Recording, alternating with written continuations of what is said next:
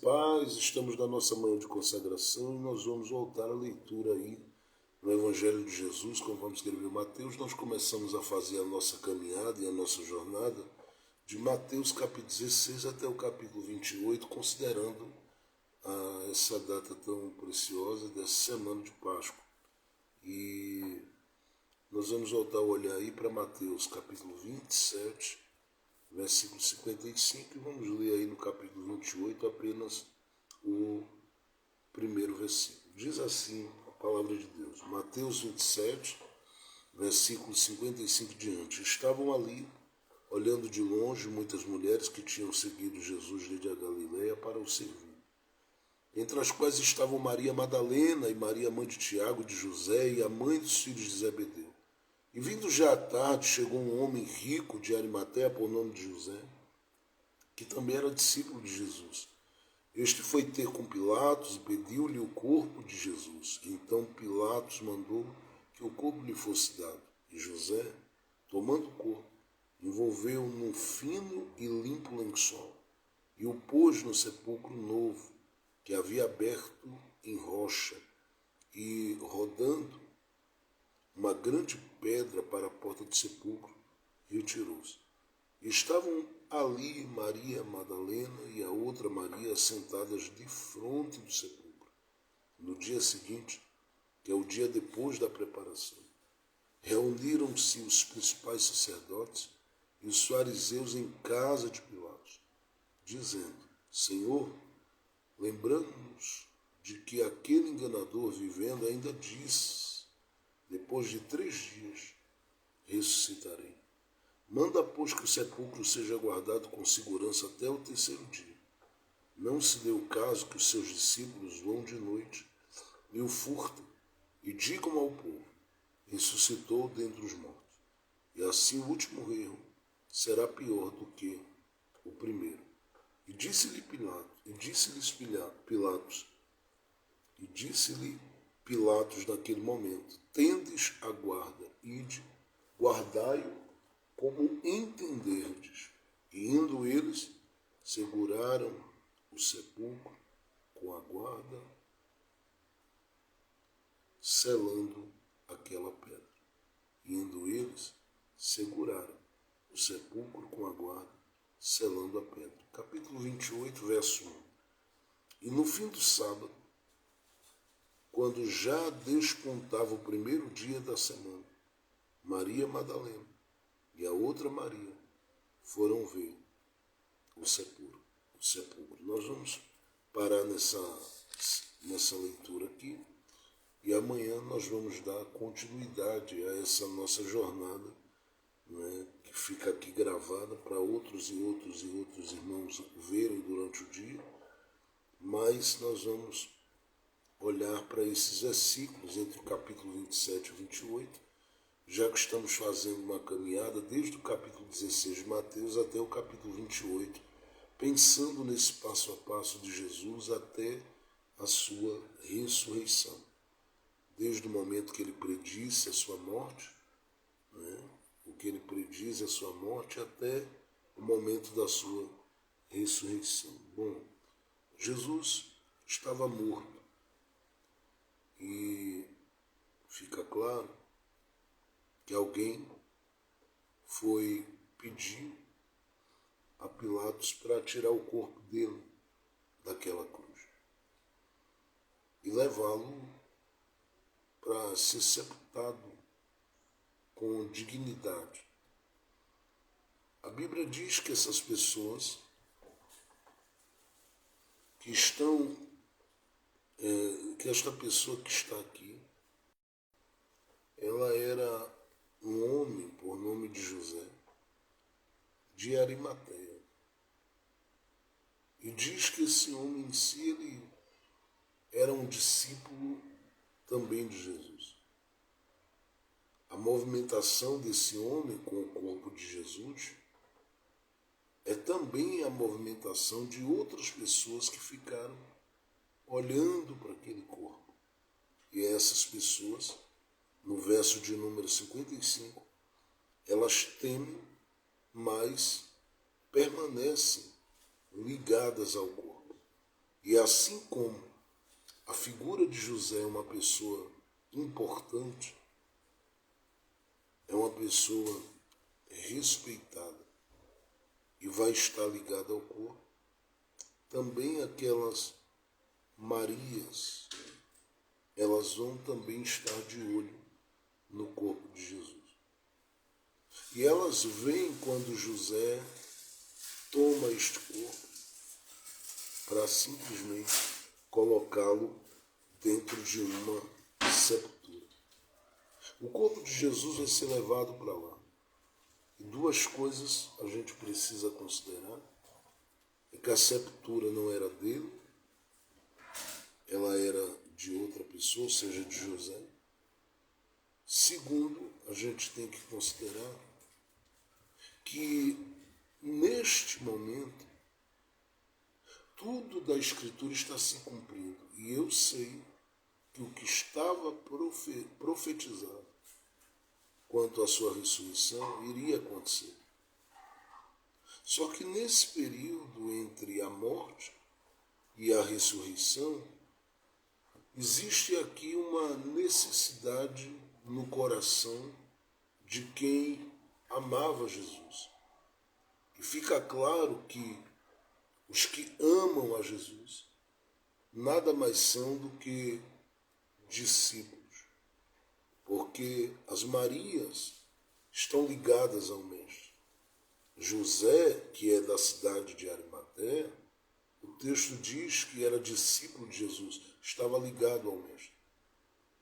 E só discípulos de Jesus é que se preocupam com o corpo de Jesus. É bem verdade que quando Jesus morre, e ele deu aquele brado, Tetelestai, dizendo está consumado, os céus moveram e tudo mais aconteceu, fazendo a terra estremecer, quando Jesus disse: em tuas mãos entrego o meu espírito. Sim, a partir daquele momento, houve toda uma movimentação por causa daquela entrega, por causa daquele sacrifício, por causa daquela entrega de Jesus. Houve toda uma ação que me chama muito a atenção, porque o céu respondeu. E o céu estava, claro, de olho naquele corpo. Para aqueles que estão ali próximo à cruz, a Bíblia diz que um deles vai traspassar o corpo de Jesus. E quando o faz, daquele corpo, Jesus havia morrido, daquele corpo sai sangue e água. E claro que aquilo era um grito para a vida de todos nós, dizendo o que estava disponível por meio daquele sacrifício para as nossas vidas, o sangue de Jesus e a água que fala de tudo aquilo que o Espírito Santo viria gerar dentro do nosso coração. Mas, entre o olhar do céu, preste bem atenção nisso, que é o olhar que está sobre aquele corpo de Jesus, e o olhar desses que são citados aqui em Mateus 27, a partir do verso 55, que são discípulos dele, ou melhor, entre o olhar do céu e o olhar daquele soldado romano, está o olhar dos discípulos. E aqui eu não me refiro ao Pedro, Tiago, a esses que estavam envolvidos com Jesus e acostumados ao ambiente da transfiguração, a andar sobre águas, a viver coisas de Jesus grandiosas e ver os seus milagres. Eu estou falando aqui de umas Marias, que são aquelas que perseveram, representando quanto a inclinação do coração das mulheres para Jesus é muito maior do que a dos homens, porque apesar dos desafios e dos problemas, elas estão todos os dias dispostas a irem com Jesus até o final, ou aquilo que se entende como fim. Se Vem aí um José da cidade de Arimateia para se envolver com esse corpo de Jesus. E detalhe, nós não estávamos aqui vendo esse José de Arimateia vivendo nada do que os discípulos viveram. Mas ele é alguém que aparece no momento oportuno para compartilhar uma mensagem com o nosso coração através da atitude dele. E a mensagem é esta: não deixe o corpo de Jesus na cruz. Não deixe o corpo de Jesus, a mensagem de Jesus, o sacrifício de Jesus na cruz. Porque muitos viram aquele sacrifício e deixaram lá. Outros saíram batendo, como diz Lucas, nos seus peitos e blasfemavam e deixaram o corpo lá.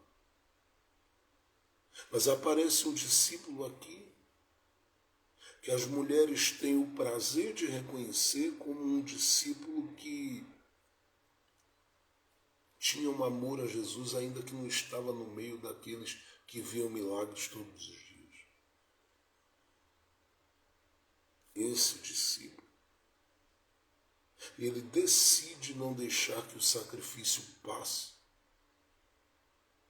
sem que a mensagem seja compartilhada. E qual é a mensagem? Tire Jesus da cruz e traga para a sua história. Eu já preguei sobre isso aqui, em um momento que eu falei que ele pega aquele corpo de Jesus para levar para a sepultura, porque ele sabe que a sepultura, enfim, é o destino dele. É o destino dele, do José como homem. Mas ele pega aquele corpo e leva, e aquele ato dele mostra claramente o que ele viveria dali para frente em vida. Porque ele não iria até o fim da sua vida sem que Jesus estivesse com ele, uma vez que ele tirou Jesus da cruz e disse: vai comigo até a sepultura. Mas o que o José de Arimateia está fazendo é mostrando que entre o olhar de Deus e o olhar dos romanos, e o olhar dos romanos é o olhar de quem diz: isso aí é mais um corpo que a gente está assolando e açoitando, e vem Jesus morrer, e vendo morrer. O olhar do céu é: ali está o corpo do meu filho. Mas entre esse olhar do céu e esse olhar dos romanos está o olhar das mulheres, que são aquelas que dizem: nós vamos até o fim com Jesus. E elas dizem: vamos até o fim, e provam, porque elas estão diante da sepultura onde o corpo vai ser colocado e não abrem mão de estar lá. Ao mesmo tempo que esse discípulo José de Arimateia, cujo coração está totalmente e plenamente envolvido com o céu, o que é que ele faz? Esse José abre o coração, rasga o coração, rasga a alma, e como discípulo, ele pede o corpo e se preocupa com o corpo de Jesus. Esse corpo que nós estamos falando de Jesus, ele é, na verdade, a representação das nossas vidas, porque nós somos um dele. Em João, no capítulo de número 15, a Bíblia diz que se nós estivermos nele e ele em nós. O apóstolo Paulo escreve aos Efésios e fala no capítulo 4 que nós somos membros bem ligados uns aos outros deste corpo, o corpo de Cristo. E ele diz também que este corpo é o corpo que Jesus é o cabeça. Então nós estamos ligados ao corpo. E como discípulos de Jesus, o nosso olhar não pode ser um olhar natural para o corpo de Cristo. Porque esse olhar geralmente é o olhar dos que crucificam, dos que blasfemam, dos que zombam. Vê o corpo como nada. Mas, para aqueles que são discípulos, o corpo de Jesus, e aí eu falo da igreja, é muito importante. Agora, esse corpo vai ser colocado dentro dessa sepultura. Bom, esse período em que o corpo é colocado, existem algumas coisas que vão acontecer. Primeiro, vai se apresentar a maldade humana uma vez mais. E é a maldade que não se cansa de ser maldade. Por quê? Porque é a maldade que revelou-se assistindo todo o processo da crucificação. E é a maldade que agora, dentro desse capítulo 27, ela se revela uma vez mais, mesmo depois de Jesus estar morto. E esta maldade é manifesta porque as pessoas tentam, de alguma forma, e eu estou falando aqui dos principais sacerdotes e fariseus que estão envolvidos no capítulo 27, com com essa morte de Jesus, eles estão envolvidos, e eles aparecem aqui dizendo: olha, Pilatos, nós queremos falar contigo de novo. Eu penso que o Romano já estava, o Pilatos já estava com a paciência esgotada com esse pessoal. Mas eles aparecem lá e dizem: olha, nós queremos falar contigo de novo com relação àquele que dizia ser o Filho de Deus. De novo sobre ele, o homem já está morto. E eles dizem: está morto. Mas ele espalhou, veja até onde vai a maldade. Ele espalhou que ressuscitaria ao terceiro dia. E a gente, claro, a gente não crê nisso. Bom, se não cresce, não tinha com que se preocupar. Mas eles querem atiçar aqui o olhar para os discípulos de Jesus, não somente para o corpo, mas para os discípulos de Jesus. Então eles dizem assim: considere que ele disse que ia ressuscitar, e a questão é, os discípulos podem ir lá e de repente mexer naquele corpo, tirar aquele corpo de lá. Ele estava dizendo que os discípulos iriam sair espalhando que Jesus ressuscitou e iam tirar o corpo e esconder. Então eles dizem: vamos fazer o seguinte, coloque lá seguranças e sele a pedra que está lá. Por que eles aparecem nesse cenário? Porque onde há discípulos de Jesus interessados no corpo de Jesus, sempre haverão aqueles que estão do outro lado também interessados nesse corpo. Só que eles estão interessados para manifestar a maldade. Os discípulos de Jesus, tudo que querem ligado ao corpo é envolver, como diz a Bíblia que José de Arimateia fez, num lençol fino. É fazer o que as mulheres no capítulo 28 vão querer fazer, levar ali especiarias para continuarem, cuidando do corpo. Então, diante desse quadro da situação, este é o lado daqueles que são os discípulos de Jesus com relação ao corpo dele. Mas não é sobre isso que eu quero falar hoje. Outro dia eu vou falar sobre a importância do corpo. A importância do corpo de Cristo. Tanto é que no processo da sua ascensão, esse corpo ressuscitado, ele vai ser conduzido ao céu. Eu já falei algumas coisas aqui para vocês, mas tem outras que eu não falei em outro momento. Mas eu vou falar em outro momento, se eu permitir. Eu quero focar em outra coisa hoje. Mas veja que eles estão simplesmente dizendo que os discípulos de Jesus, eles vão tirar o corpo de lá e vão dizer que Jesus ressuscitou. É claro que os discípulos não fariam. Primeiro que os discípulos já estavam tomados de medo e tomados de uma profunda tristeza. E já estavam praticamente sem crer em mais nada. Jesus disse que eles passariam por essa noite de trevas. quanto à sua fé, quanto à sua esperança, eles seriam abalados. Jesus disse isso. E sabendo disso, o que é que esses homens fazem? Vamos jogar o olhar de Pilatos contra os discípulos, para ficar de olho não só no sepulcro, mas ficar de olho em qualquer movimentação dos discípulos de Jesus. Agora, se eles em si sabiam que Jesus não era quem particularmente eles disseram que Jesus anunciou que era, por que essa preocupação com o povo? Não, a preocupação é que os discípulos venham tirar de lá. Não. É que de alguma forma Jesus fez milagres que ficaram marcados e foram notórios. E ele manifestou um poder extraordinário, curando a muita gente. E isso gerava neles uma questão. Será que esse aí, no mínimo, não é um profeta? E eles tinham questões envolvidas com o coração.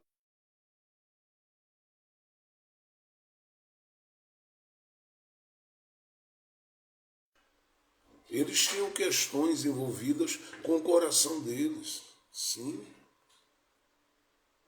que os levava muitas vezes a debater, a conversarem entre eles e falarem do Nazareno. Então, eles dizem, olha, não é que a gente acredite que ele vai ressuscitar. É que ele disse, né? E os discípulos dele são um bando de fanáticos, de malucos, de gente perturbada, de gente com a mente nervosa. São um bando de gente perturbada, essa turma de Jesus. E como eles são um bando de gente aí fanática, eles vão lá tirar o corpo e vão dizer que ele ressuscitou. Então, a princípio, revela-se a maldade deles aqui. Segundo, vai se revelar aqui, da parte deles, o medo do que essa mensagem aqui é um ponto muito importante. O medo do que essa mensagem da ressurreição de Jesus acontecendo pode causar e gerar. Porque um grupo de pessoas, eu tenho certeza, vendo o sepulcro vazio, logo diria, a coisa começou a acontecer. Por quê? Porque tudo que Jesus anunciou e tudo que Jesus falou, se o sepulcro fica vazio de verdade, isso vai ter cumprimento certo. E as questões ligadas ao coração do povo vão começar a se manifestar. Porque aqueles que rejeitaram, aqueles que fecharam o coração, aqueles que tiveram uma atitude de rejeição com relação a Jesus, vão ter que pensar muito daqui para frente. Porque ele falou que não ficaria pedra sobre pedra, que haveriam algumas cobranças ao longo do caminho. É claro que o objetivo de Jesus sempre foi perdoador, e ele veio para salvar, buscar e salvar os que se haviam perdido. Mas a palavra dele não poderia cair uma vírgula, nem um tio por terra. Então ela tinha que se cumprir, tinha que se concretizar, tinha que se realizar. E para essa palavra se realizar, tudo isso que Jesus falou tinha que acontecer quanto à sua ressurreição. Então, qual é a dele? Se a gente selar a pedra e colocar os guardas lá, a gente segura eles. E segundo, se a gente antecipadamente já minar o campo e fazer com que o olhar dos romanos com relação aos discípulos seja esse olhar já alimentado por uma desconfiança, nós vamos impedir, caso qualquer coisa aconteça, de que essa mensagem ganhe força. Porque eles vão dizendo que nós nos antecipamos, deixando claro para eles que os discípulos de Jesus fariam o que nós dissemos que eles fariam. que era tirar o corpo do sepulcro, esconder esse corpo e fazer com que a partir daí todas as coisas elas começassem a caminhar por um outro caminho, por uma outra dimensão, por uma outra proposta. Então, nós vamos levar essa maldade um pouquinho além. Nós vamos jogar Roma contra os discípulos antecipadamente, antes de qualquer coisa aconteça. Se o Nazareno fica morto, continuar morto lá, está tudo bem. Se o corpo do Nazareno sumir, já estão cientes de que foram os discípulos que fizeram. E foi para anunciar que ele ressuscitou, porque eles são um bando de malucos. Esse povo que segue a Jesus é um bando de fanáticos, é o que eles dizem. Os religiosos dizem. Só que eles vão descobrir que isso em si não vai funcionar quanto a nada. Principalmente quanto a paralisar os discípulos de Jesus, impedir os discípulos de Jesus, travar os discípulos de Jesus, dificultar a caminhada dos discípulos de Jesus, até porque isso no momento pode até causar um medo nos discípulos.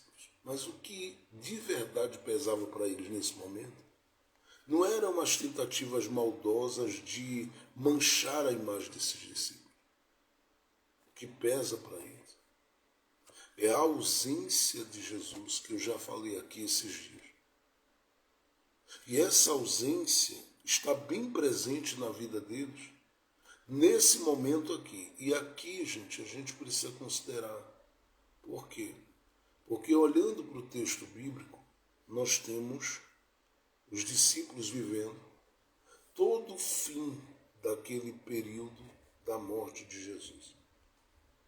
E a partir daí, nós temos todos os discípulos de Jesus vivendo, sabe, um tempo de aflição, um tempo de tristeza. Essa tristeza vai desse final terrível até o domingo, até Jesus reaparecer ressuscitado. E antes que isso aconteça, eles vivem entre essa sexta, vamos colocar assim, com base na narrativa, e este sábado, entre essa sexta e esse domingo da ressurreição, vamos colocar assim, um sábado de profunda tristeza. Porque eles estão lidando com a ausência. E a ausência de Jesus, ela inquieta mais do que qualquer ameaça, do que qualquer ação desconstrutiva por parte das pessoas que querem prejudicar a imagem, a moral dos discípulos. Isso pesa mais do que qualquer ameaça. Eles estão lidando com Jesus que não está, segundo eles, entre eles. Eles estão lidando com Jesus que no coração deles pesa muito a ideia de que esse Jesus tenha morrido. Você percebe, por exemplo, lá no capítulo 24 do Evangelho de Jesus, conforme escreveu Lucas, e nesse capítulo 24, quando Lucas, a partir do verso 13, mostra os discípulos lá no caminho de Emaús, você vai ver que no diálogo deles com Jesus, eles dizem: Jesus, profeta, poderoso em obras, ele veio a morrer, os acontecimentos dos últimos dias tu não sabes.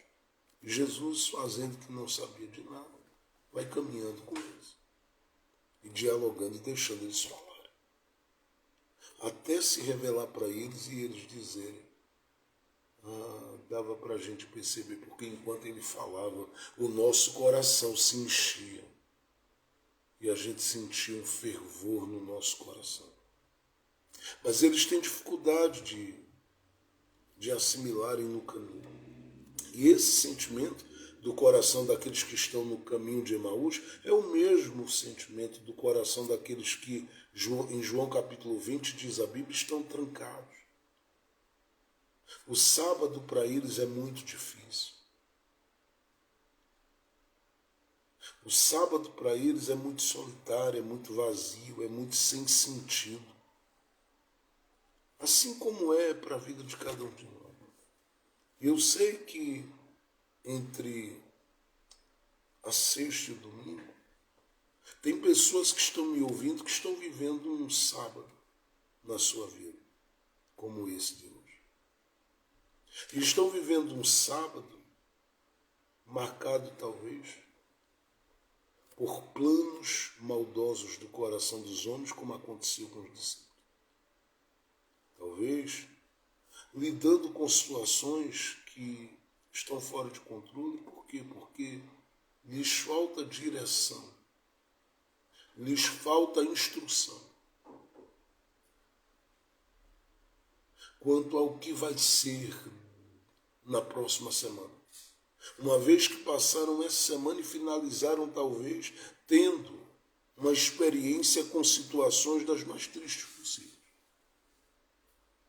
Terceiro, talvez há pessoas que estão me ouvindo nesse momento, e essas pessoas que estão me ouvindo estão vivendo um sábado de tristeza, considerando que tiveram perdas essa semana. E são perdas ou percas irreparáveis. Elas olham e dizem: acabou. Eu perdi, me foi tirado. Eu sei que esse sábado de tristeza, ele fala sobre muitas e muitas situações as quais vivemos, incluindo a solidão, esse vazio, essa coisa de buscar, não achar, não ver, não sentir. Esse sábado em si, todos nós vivemos. Nós vivemos esse sábado. É aquele sábado onde a gente para e não consegue se mover, nem pode se movimentar. Porque os fatos e as ordens nos paralisam nesse sábado. E a gente dá uma olhada e diz: meu Deus, não tenho força, não tenho ânimo, não tenho alegria para nada. As promessas de Jesus, elas são vivas. Mas nesse momento parece que elas não encontram no coração dos discípulos a oportunidade de se enraizar dentro deles. Eles estão olhando para tudo isso e levam em consideração que esse sábado é um sábado difícil, onde eles não têm possibilidade de saírem desse marasmo e desse buraco que eles estão vivendo. E quem não vive, quem não viveu, quem não experiencia, quem não já experimentou. Quantas coisas você viveu? Quantas coisas você está vivendo? Quantas coisas você vive? Quantas coisas com as quais você lidou e quantas coisas com as quais você está lidando ainda hoje? Coisas que te afligiram, te afligem, coisas que entristeceram, entristecem, coisas que te abateram, te abatem. Quantas coisas você já viu? E muitas delas te deixaram olhando para esse sábado da sua vida e achando que não tinha mais volta. Os discípulos se trancam, os discípulos se isolam, os discípulos, diz a Bíblia em João capítulo de número 20, eles ficam tomados de temor. Os discípulos em si, neste período, estão aflitos e, quem sabe, olham um para os outros e se acusam e entram em conflitos uns com os outros. Não brigas em si, mas o fato de dizer um para o outro: nós erramos com o Mestre. Por que não fizemos alguma coisa? E não tinha o que fazer. Jesus já havia anunciado. Agora a questão para eles é como lidar com a ausência dele aqui. São 3 anos e meio aprendendo dele, comendo do pão que ele dá, bebendo da água que ele oferece. E agora ele não está.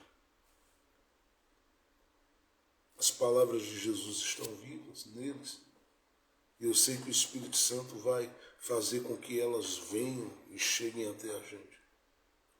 Mas nesse exato momento desse sábado, está todo mundo abatido, entristecido. As mulheres estão querendo ir ao sepulcro, mas não podem, é sábado. Elas consideram toda a ordenança e o costume e tem que esperar o domingo. E tudo em si vai acontecendo com base em muita tristeza. Enquanto isso, gente planeja contra os discípulos, trama contra eles, trama para falar mais mal do Nazareno, trama para desconstruir a mensagem do Nazareno, trama para tentar impedir que qualquer palavra ligada à ressurreição de Jesus, ela não chegue a ninguém. Se você olhar para o capítulo 28 de Mateus, a partir do verso 10, você vai ver que isso aconteceu. Eles pagaram, inclusive, até soldados para desmentirem ou dizerem que Jesus não estava vivo.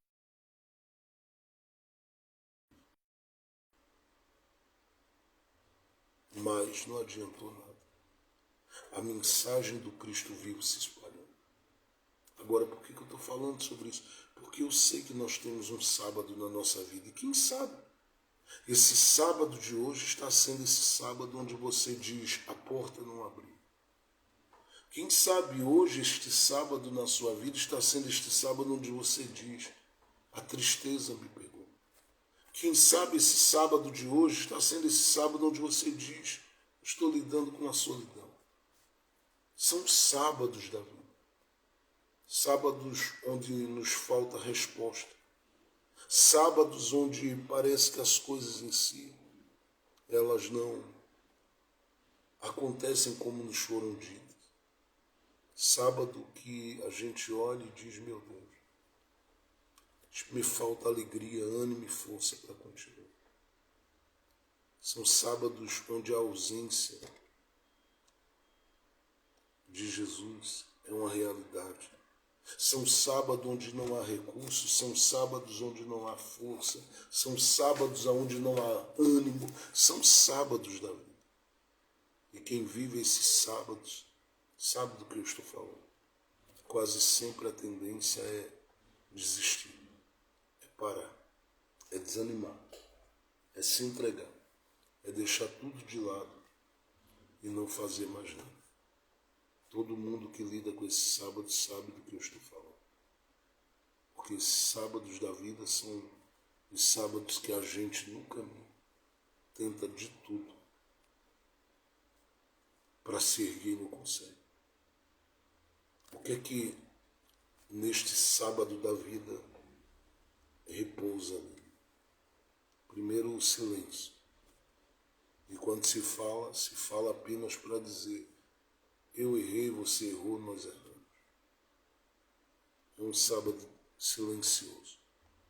Segundo, é um sábado onde a frustração parece querer reinar mais do que qualquer esperança ou expectativa que se tenha. Terceiro, é um sábado que eu sei que revela de cada um dos indivíduos que ali estão. Você pode olhar João capítulo 20. É um sábado que revela de cada um daqueles indivíduos que ali estão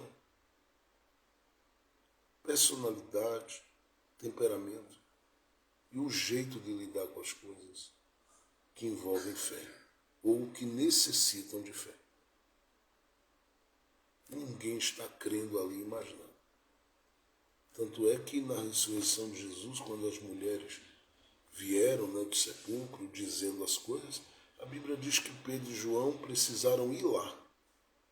E eles foram fazer o quê, pastor Jefferson? Eles foram lá simplesmente para dizerem que o que aquelas mulheres em si falaram realmente era uma realidade. Foram verificar, porque não acreditaram. Então vai se revelando nesse sábado a personalidade, o temperamento e a forma que cada um lida com as questões que exigem fé, porque eu particularmente não tenho controle. Então eu preciso crer. Crer em quem tem o controle para que essas coisas que são aparentemente impossíveis aos homens, elas se revelam como coisas que de verdade são possíveis a Deus. Mas os discípulos têm dificuldade disso e eles estão nesse sábado, e esse sábado é terrível. As memórias que eles têm são daquele rosto ensanguentado, são da coroa de espinho, são da cruz. Isso está muito vivo nesse sábado na vida dele. Porque a morte foi horrenda, a morte foi terrível, era a morte de cruz. E quem ia para a cruz tinha que ser alguém considerado maldito por eles. Uma ameaça ao poder, uma ameaça à autoridade. Malfeitores dos piores possíveis. E eles são colocados ali na cruz junto a Jesus, malfeitores. A Bíblia diz que 2 ladrões estavam lá e ele está lá no meio. Então os discípulos sabem disso, veem isso, estão com isso tatuado na mente deles. Como é que o sábado podia ser diferente? Não há aqui nenhuma memória dos milagres que Jesus fez de imediato. Não há aqui nenhuma memória do ensino de Jesus. Não há aqui nenhuma memória da doutrina de Jesus. Não há aqui nenhuma memória das coisas que Jesus compartilhou com ele. O que há é lembranças de um final de dia terrível, marcado pela lembrança da morte de Jesus. E de um dia que começou com essa memória da morte de Jesus muito viva, trazendo a estrutura deles dores. Eles ficam isolados, trancados, não querem colocar a cara na rua. São situações. Há quem vive esse tipo de sábado e se tranque, decida às vezes até não tomar banho. Há quem vive esse tipo de sábado e se entrega à angústia, à agonia, à depressão, a tanta coisa. Mas esse sábado em si a gente precisa entender que a semelhança das sextas-feiras de sacrifícios da vida, eles têm um final. E o que eu vim anunciar hoje é o fim desse sábado. É por isso que eu li Mateus capítulo 28 também no verso 1. E a primeira parte diz assim: e no fim do sábado. É aqui que eu quero parar por alguns minutos e já terminar. E no fim do sábado. Qual sábado você está vivendo? O que esse dia de hoje está sendo para a sua vida? Quais as memórias que estão tatuadas aí? Quais são as coisas que você está, de repente, ouvindo no seu coração e na sua mente que estão pesando e te abatendo? Hoje é o dia de você crer que esse sábado ele é composto de algumas horas como todo dia. Parece ser longo e parece ser um sábado que não terá fim, mas vai ter fim. Parece ser um sábado que não vai se encerrar, mas vai se encerrar. O que hoje, de repente, nesse sábado está assolando sua vida, sua família, com enfermidade, ou o que seja, isso vai ter fim. O que hoje está trazendo esse abatimento ao seu coração, isso vai ter fim. Há um fim para esse sábado. E o fim deste sábado na sua existência, o fim deste sábado na sua vida, o fim deste sábado não será com lágrimas, não será com uma tristeza, mas será um fim de um sábado marcado por uma expectativa quanto às promessas preciosas, gloriosas, íntimas e profundas de Jesus. Não importa se nesse momento você está dizendo, eu me isolei, eu me entreguei, eu desanimei, eu não quero mais saber, as promessas estão de pé. O que Jesus falou e disse está de pé. As coisas que ele proferiu como palavra ao seu coração estão de pé. Vai haver vida na história. Haverá vida na história. Haverá alegria de novo. Nessa história, as amarras, as correntes, as lembranças, as feridas, todas elas vão ficar para trás. E serão apenas uma memória para dizer para você, passou, mas venceu. É por isso que eu vim dizer a você hoje, este sábado vai ter. O silêncio está grande. O lidar com esse cantinho está difícil. Você chora, mas tudo isso está findando. A mulher do fluxo de sangue teve um sábado na vida dela. E ela foi alcançada, porque conseguiu alcançar pela fé aquele que dele mesmo libera o seu poder para a restituição e restauração do coração que se abre para ele. Na vida de Lázaro houve um sábado, mas houve também uma ressurreição. Em 2 Reis, no capítulo de número 4, lá pelos versos 8 até o verso de número 30, 31, 32, 33, 34, a Bíblia diz lá que uma mulher perdeu um filho que foi fruto de uma promessa. E viu esse menino morrer aos seus pés. Colocou esse menino no quarto, foi até Eliseu, que estava no Monte Carmelo, trouxe o profeta. E quando o profeta veio para aquele quarto, entrou dentro daquele quarto, se colocou sobre o menino algumas vezes. E diz a Bíblia que o menino ressuscitou.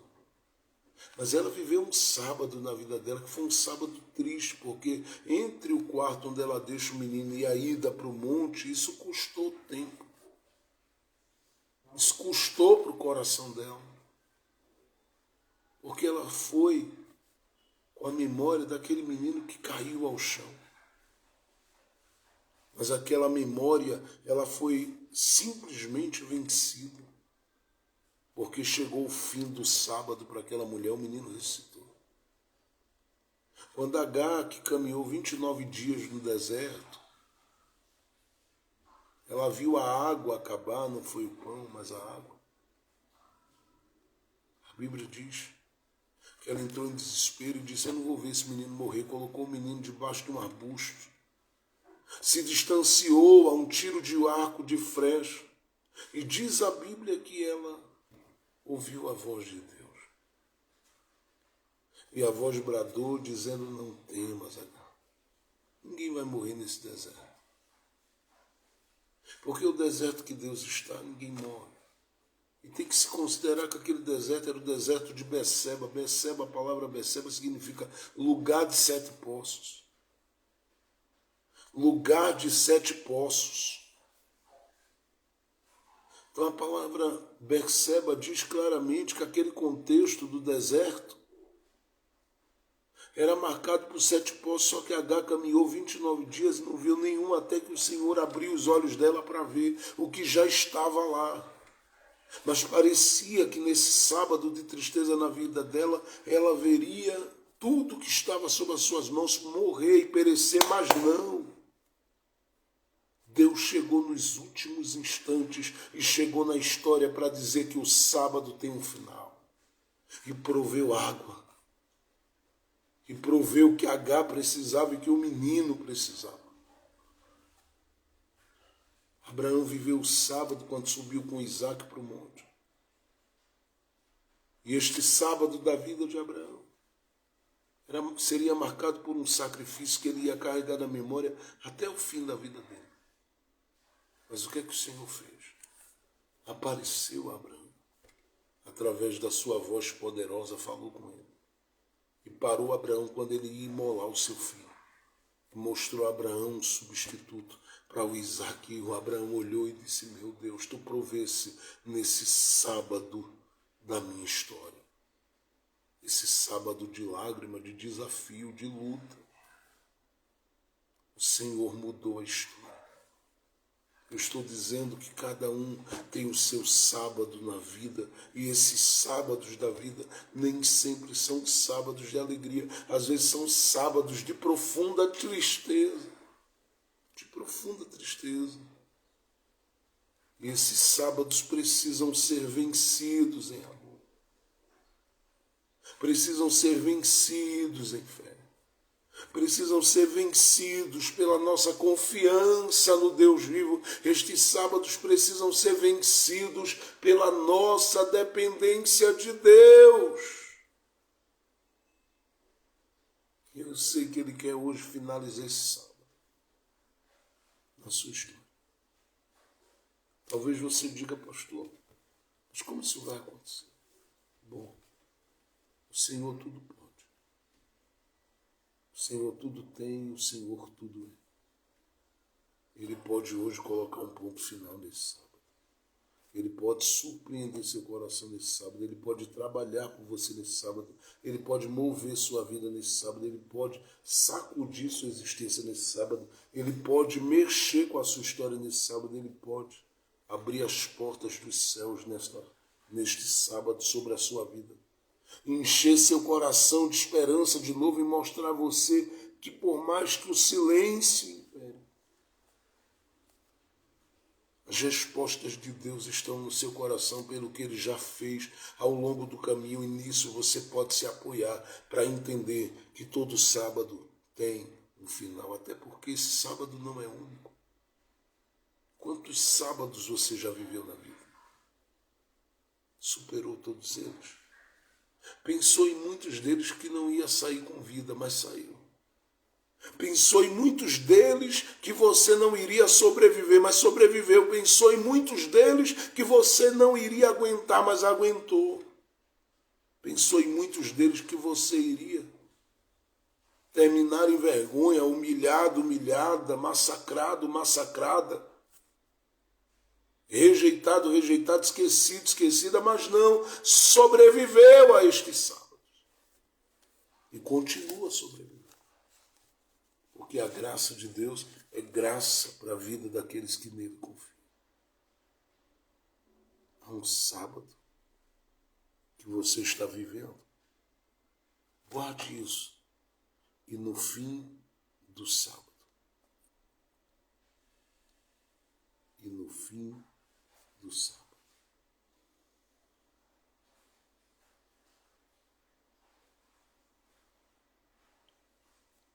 Este sábado está tendo final. O que aguarda você depois de tudo isso é muito melhor. Eu estou profetizando, gente. O que espera você depois de tudo isso é muito melhor. Eu lembro de um texto que está em Marcos, capítulo de número 3.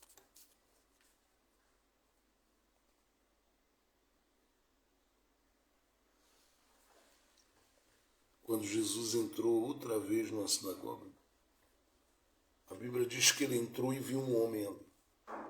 E esse homem estava vivendo um sábado não muito bom. Era um homem que tinha a sua mão mirrada. A Bíblia dá testemunho de que quando Jesus entrou, tinha um grupo de pessoas que estavam ali e quando viram Jesus entrar, ficaram só observando para ver se no sábado Jesus ia querer curar aquele homem para ter do que acusar a Jesus. Veja, era gente que estava numa igreja. E em vez de estarem orando para que aquele dia fosse um dia tremendo, de mudanças, de transformação, de milagres, um dia de abraço e de acolhimento, eles estavam ali com outras intenções no coração. Eles queriam ver se Jesus iria curar no sábado para ter do que o acusava. Mas Jesus não ligou para isso. verso 3 do capítulo 3 de Marcos diz que Jesus chamou o homem para o meio. Disse para ele, levanta-te e vem para o meio. Aquele homem com a deficiência que tinha, ele tinha que estar cultuando em um lugar à parte. Ele não poderia ter acesso àquele ambiente específico diretamente. Ele tinha que cultuar em um lugar à parte. Mas esse homem quebra protocolos e de repente está ali onde Jesus entrou e Jesus diz, vem para o meio já que viesse para cá. E olhando para os homens disse, é lícito no sábado fazer o bem ou fazer o mal. Por quê? Porque ele sabe que tem sábado que tem seus males. E é claro que ele está considerando aqui a ordenança do Antigo Testamento para Israel, do guardar o sábado. Porque o sábado para eles era de descanso. E eu digo sempre que todo o tempo que você reserva de descanso e para buscar a Deus, é um sábado de descanso na sua vida. Mas Jesus diz, é lícito fazer o bem ou o mal. Já que não pode fazer nada no sábado, o sábado é o sábado do bem ou o sábado do mal. Ora, a Bíblia diz que eles calaram-se naquele momento. O verso 5 diz que Jesus, olhando para eles em redor, com indignação, condoendo-se da dureza do seu coração, disse ao homem, estende a tua mão. E o homem não teve dificuldade para escolher qual das duas ia apresentar, porque Jesus não disse qual é. Ele apresentou justamente a enferma, a doente, a mão mirrada. E a Bíblia diz no verso 5, e foi-lhe restituída a sua mão. Em que dia essa mão foi restituída? Quantos dias esse homem passou com a mão daquele jeito? Mas em que dia essa mão foi restituída? Foi no dia de sábado. Foi no sábado que esse homem descobriu que há um lugar para ele no meio. Foi no sábado que esse homem descobriu que Jesus chama os que têm as suas deficiências, sejam elas emocionais, de temperamento, às vezes até mesmo de caráter. Ele sabe como transformar. Ele muda a vida das pessoas. Foi no sábado que esse homem descobriu que ele tinha direito a fazer escolhas. Estende a tua mão, qual eu devo escolher? A doente ou a boa? Ele escolhe a doente. Ele tem direito de fazer escolhas. Foi nesse sábado que ele descobriu que ninguém que se coloca diante de Jesus com base na sua ordem e faz o que ele mandou fazer, estendendo as mãos, terminará sem ser restituído. Foi no sábado. E é a partir daqui que eu quero falar com você. Porque se isto aconteceu com esse homem nesse sábado, o que o Senhor não pode gerar a partir desse sábado para você? Quais são as suas questões? Acusações, perseguições, dificuldades? Paulo diz em Romanos capítulo 8, verso 31 a 39, que nada disso, principalmente a partir do verso 35, que nada disso nos separa do amor de Deus que está em Cristo Jesus. Porque o Senhor está na sua vida. E o Senhor é o Senhor das entrelinhas deste sábado na sua vida. O Senhor é o que está envolvido na sua jornada, na sua caminhada, no seu trajeto, neste sábado da sua vida. E este sábado vai terminar. E não vai terminar com você abatido nem triste. Quem sabe hoje ele diz, estende a mão, levanta-te daí, sai desse buraco existencial e dessa aflição e levanta-te para viver o que está proposto, para viver o que está determinado, para viver o que está estabelecido. Emenaias.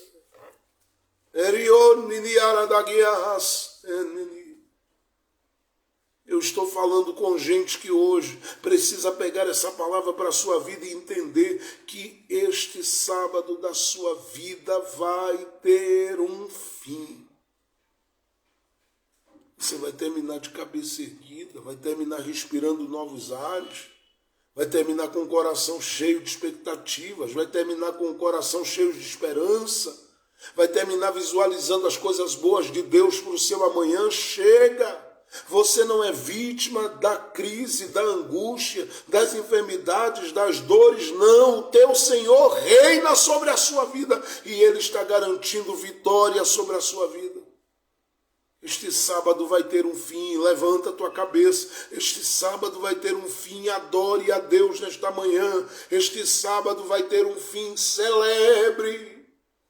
Emenias, tinayon, imeniovanas. Enmi, derierindikianyo, venayo, vovanas, ergimidianyo. Loverenere kavashtinebias. Dominandi enidi andacior, gedekio, benoviandiasen. Oendi, endianti, atawataka, manti de comandiasen.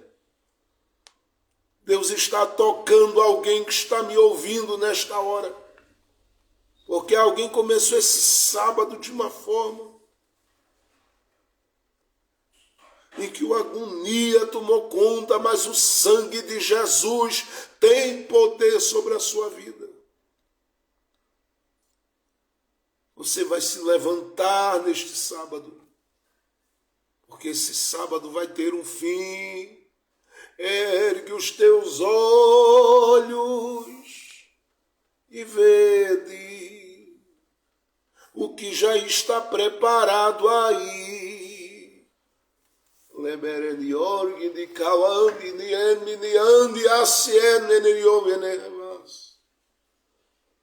O Deus dos céus está movendo as águas nesta manhã. E está tocando gente, tem gente chorando, porque disse, meu Deus, parece que eu vou morrer sufocada nesse sábado, vai nada. Maior é quem está na vida, maior é quem está na história, maior é quem está no coração, maior é quem está na estrutura, maior é quem está no caminho, maior é quem está na jornada, maior é quem está na caminhada, maior. Loverere que ele ande ovena, cavante e manduti ovenas. Hoje é o dia dele começar a liberar para a sua vida força para terminar esse sábado de cabeça erguida, dizendo: eu superei a solidão, eu superei o silêncio, eu superei as tristezas. Está na hora de vencer esse sábado. No fim do sábado, vai se descobrir que todas as tramas não vão prevalecer, que as perseguições não vão prevalecer, que a fúria não vai prevalecer, que a ira não vai prevalecer, que as ações de A, de B, de C, de D não vão prevalecer. Há um Deus no céu trabalhando, há um Deus no céu agindo, há um Deus no céu operando, há um Deus no céu movendo as coisas. E esse Deus está colocando um ponto final nesse sábado da sua vida. Quem viu você no dia do sacrifício, suando, sangrando, chorando. Quem viu você com as portas fechadas, verá as mudanças que acontecerão daqui para frente. Porque em Deus alguma coisa muito boa vem por aí, Ele vai liberar. Em Deus alguma coisa muito grande vem por aí, Ele vai fazer. Em Deus alguma coisa muito extraordinária vem por aí, Ele vai realizar.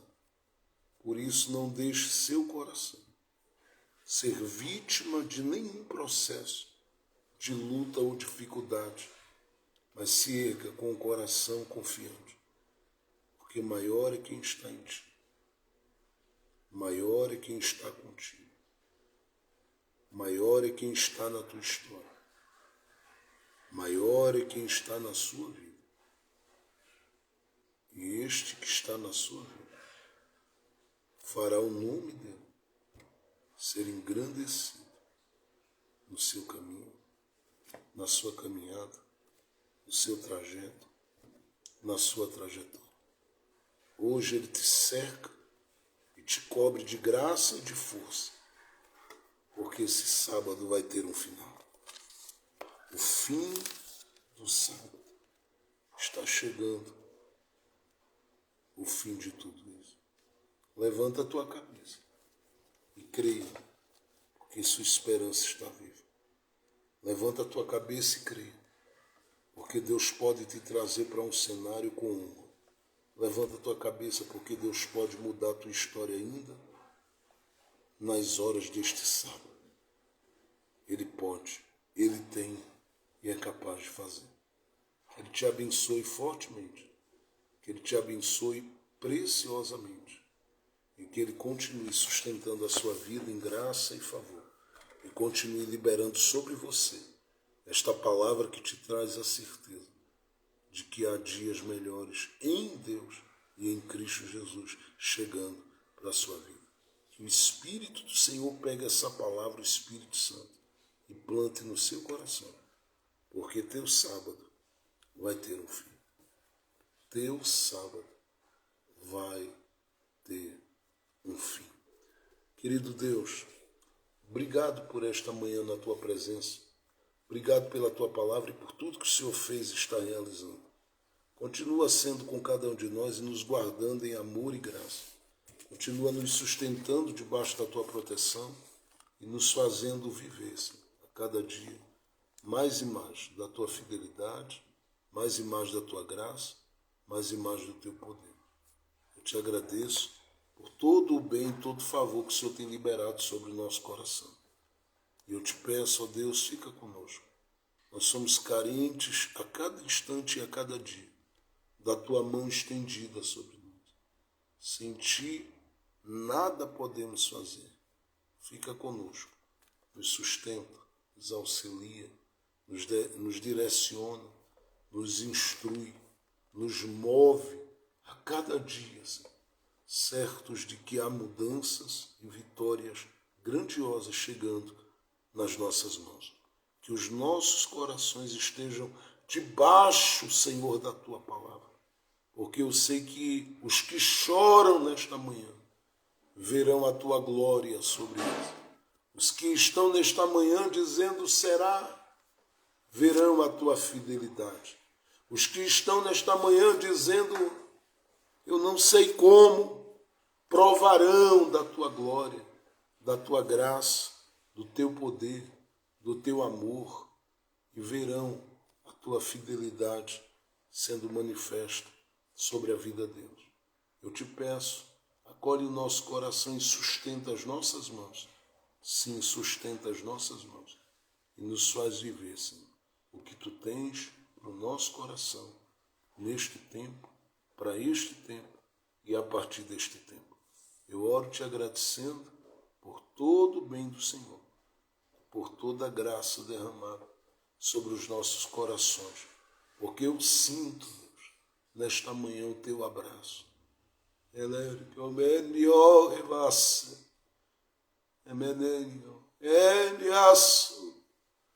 Eu sinto nesta manhã que tu estás nesta palavra mudando a realidade e mudando a situação de gente que está me ouvindo.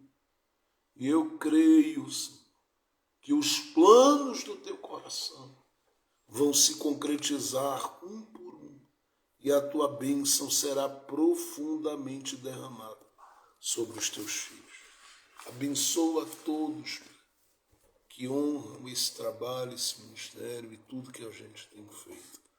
O Senhor multiplique, abençoe, favoreça, abra as portas e traga uma nova semana, Senhor, de grandes alegrias e de grandes vitórias a estes. Que cada um, Senhor, tenha um sábado de Páscoa marcado pela tua fidelidade e o teu amor. e vivam mais e mais do que tu tens, do que tu podes fazer. Que seja assim para a tua glória. Amém, amém e amém, Jesus. Deus abençoe a todos e a todos que estiveram conosco nesta manhã. Desejo a você aí um sábado de Páscoa ainda maravilhoso. E amanhã, pela manhã, se o Senhor nos permitir, estamos juntos. E também no nosso culto profético da família, às 16 horas, vamos estar transmitindo aqui. E eu quero que você, se desejar e puder, esteja conosco aí acompanhando. Quero agradecer a todos que têm orado por nós. Continue orando, estamos orando também por sua vida e a sua casa. E lembre-se, não desista de você, porque nós, como igreja, nós não vamos desistir. Nós vamos continuar orando por sua casa e a sua família. A sua vitória é a nossa vitória. E creia que o Senhor ainda fará muito mais do que o que você espera. Ele vai fazer com que haja uma mudança a partir desse sábado na história da sua vida.